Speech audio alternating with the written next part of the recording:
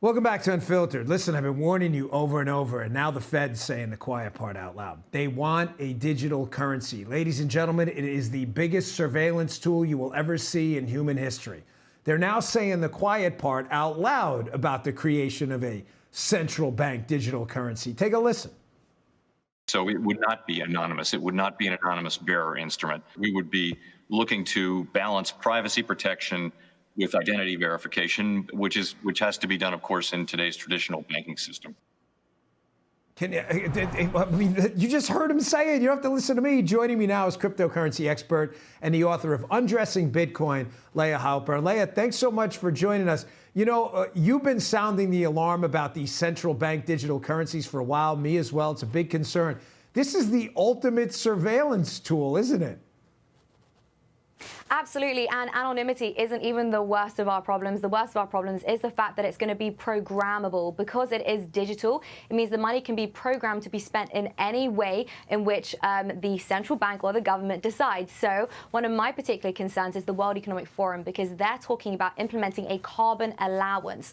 Now, this means each individual will be given a certain amount of, whether it's credit or whatever it is, carbon that they are allowed to emit. And how do they implement that? Through a central bank digital currency.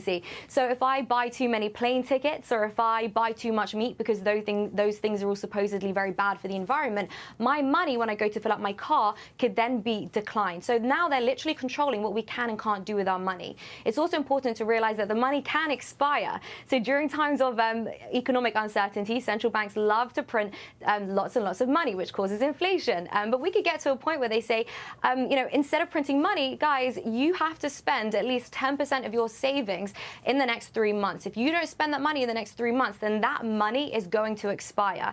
And if you can't save money, well, then you can't build long-lasting generational wealth. You're always going to be a slave to the system. And, I don't think people really understand the severity of this. Money is literally the energy which fuels your life. If you don't have freedom of money, you don't have freedom of anything. Dan, I know you talk about the Second Amendment. If they don't need to necessarily get rid of the Second Amendment, but they can just say they can program your money so that you can't actually go and buy a gun. So again, it really is the most tyrannical form of surveillance we will ever see. When they control the money, they control the world.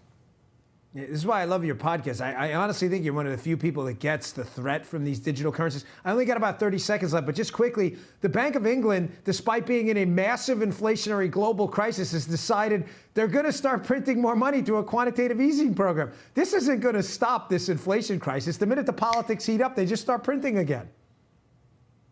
Absolutely. The more debt that we get into, the only way to get out of it is to continue printing money. They announced tax cuts. They announced that they're going to be deregulating the market, which caused the crash. And as a result, because there's no more, they're not going to be collecting as much money because of the tax cuts, they're going to have to borrow more money, more debt. How do you solve that? Printing more money and inflation. So I'm a huge advocate for Bitcoin.